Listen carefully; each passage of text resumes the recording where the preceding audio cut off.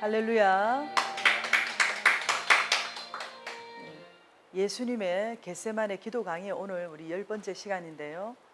자, 우리가 예수님의 이런 기도의 영성을 우리가 본받고 닮아서 여러분들이 영권을 받아서 21세기 복음화를 위해서 여러분 기도하는 그런 기도의 영권자들이 다 되실 수 있기를 예수님 이름으로 축복합니다.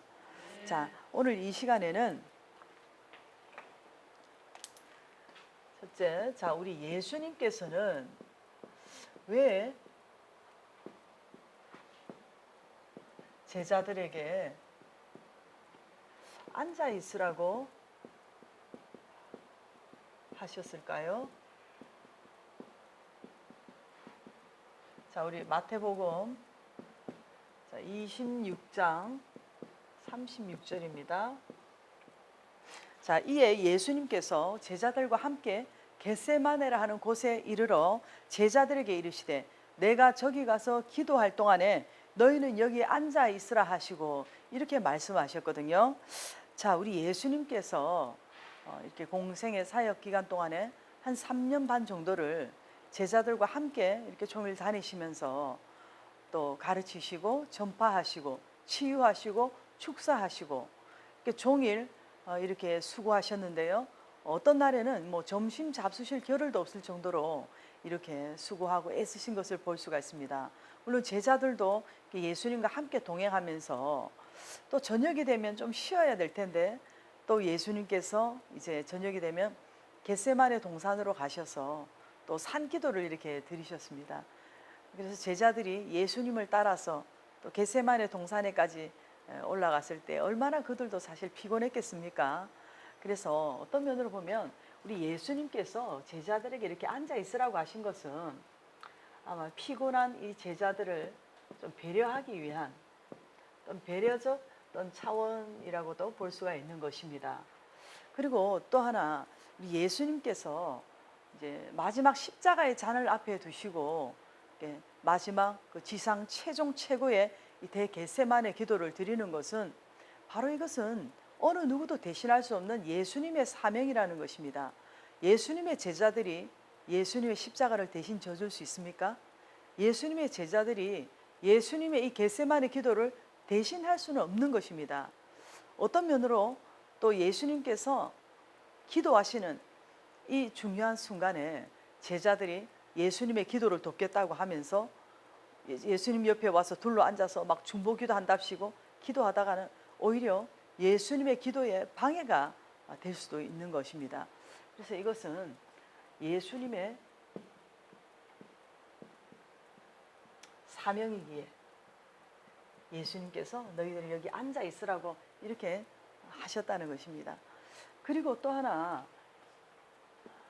예수님께서 제자들에게 이렇게 너희는 여기 앉아 있으라고 하신 것은 예수님께서 기도의 본을 보이시기 위한 것이라고도 볼 수 있는 것입니다. 자, 예수님께서 이제 내가 저기 가서 기도할 텐데 너희들도 이제 지금부터 바로 기도 들어가라고 이렇게 말씀하시지 않으셨습니다.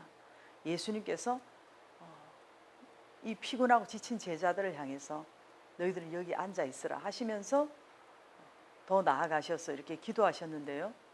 묵묵히 이렇게 기도하시는 그러한 예수님의 이런 거룩한 기도의 모습을 보면서 아마도 제자들이 예수님의 이런 기도하는 모습을 보면서 그들이 자발적으로 기도하고 싶은 마음이 이런 열정이 불타오르도록 기대하셨는지도 모르겠습니다.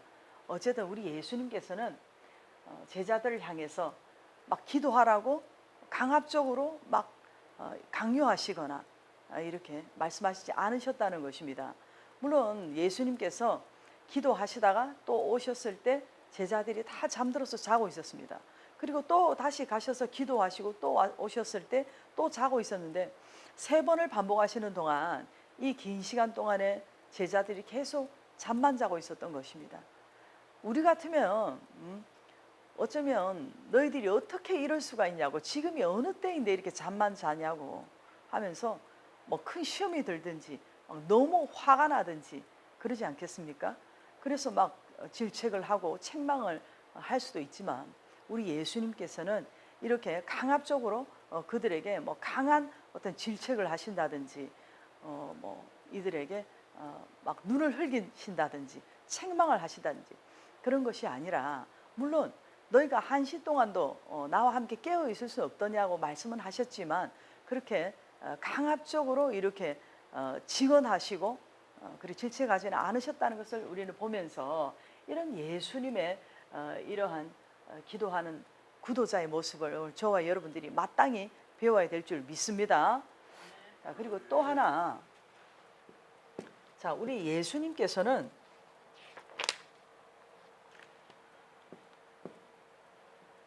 세 명의 제자들을 따로 데리고 가셨나요?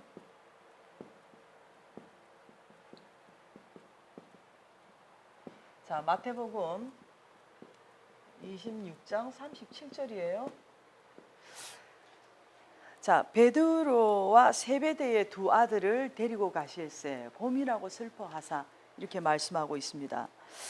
자, 예수님께서 이렇게 예수님의 12 제자들 중에서 가룟 유다를 제외하고 11 제자들 중에서 8명의 제자들을 이렇게 중간에 너희는 여기 앉아 있으라 하시고 세 제자를 이렇게 따로 예수님께서 더 가까이 데리고 가신 것을 볼 때에 이 세 명의 제자, 바로 베드로님, 그리고 야고보님, 요한님이죠.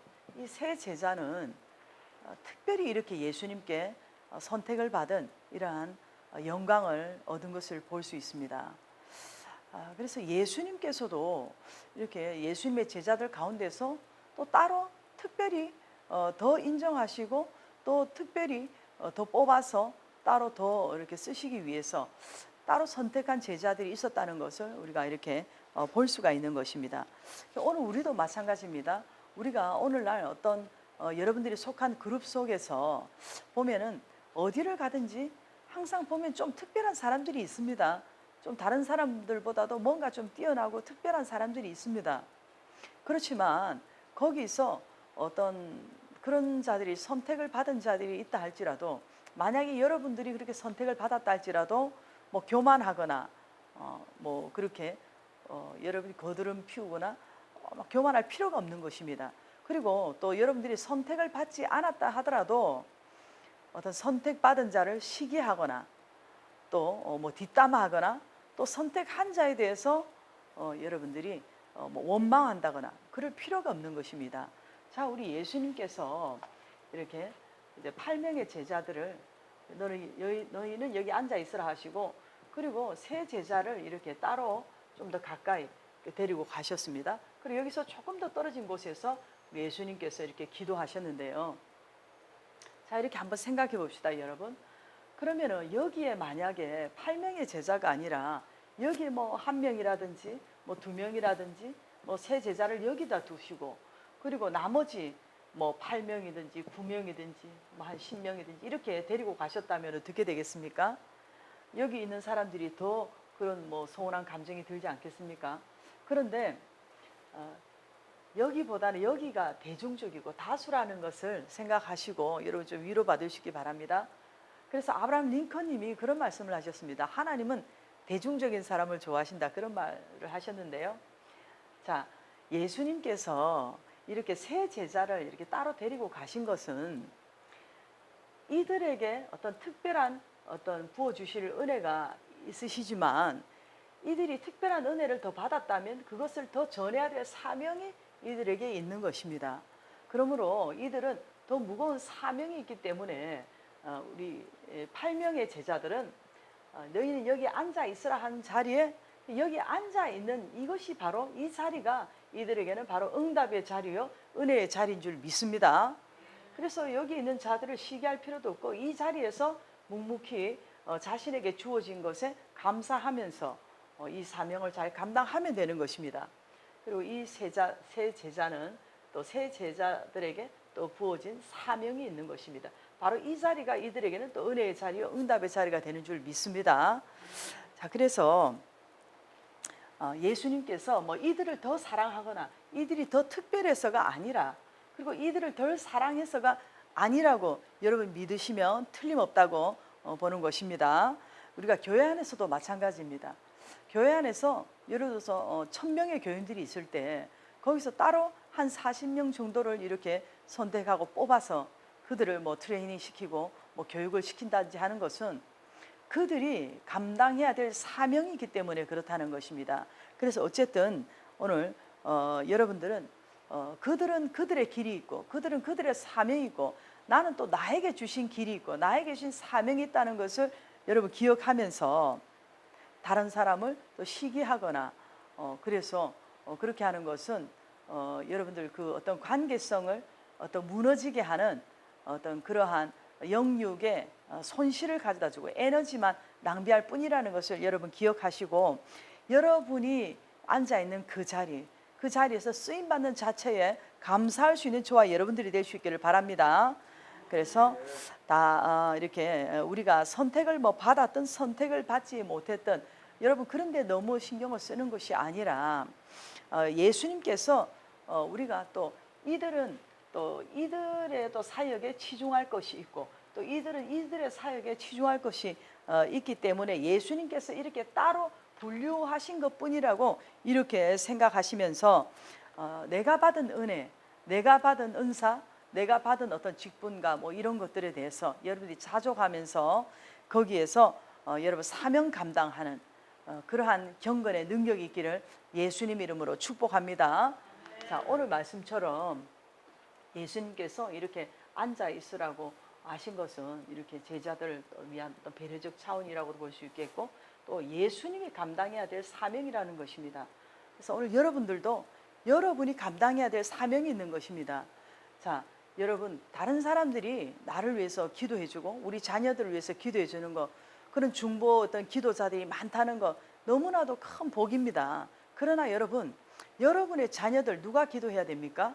바로 여러분이 기도해야 되는 것이죠. 자녀들을 사랑한다면 여러분 기도하십시오. 기도의 부모님이 되시기를 축복합니다. 그래서 여러분이 하나님께서 여러분 각자에게 원하는 기도의 분량이 있다는 걸 아시고 여러분 이 기도의 사명을 예수님처럼 감당하게 되시기를 축복합니다. 그리고 자녀들에게 가장 좋은 것은 이 기도의 본을 보이는 것이 가장 여러분 좋은 교육이라는 거 기억하시고요. 오늘 예수님께서 이렇게 3명의 제자들을 따로 데려가신 것에 대해서 3명의 제자들을 우리가 뭐 시기하고 질투하기보다는 우리가 하나님께서 맡겨주신 그 자리가 바로 은혜의 자리, 응답의 자리라는 것을 알고 사명 감당하고 쓰임받는 자체에 기뻐하며 감사하며 영광 돌릴 수 있기를 예수님 이름으로 축복합니다. 자, 이 시간도 한 번 더 우리 기도할 때에 주여 저에게 기도의 능력을 주시옵소서. 하나님께서 맡기신 자리에서 사명 감당할 수 있도록 쓰임받는 자체에 감사하게 해달라고 주님 3번 부르시고 우리 기도합니다. 주님, 주님, 주님 은혜와 사랑에 감사하고 감사를 드립니다.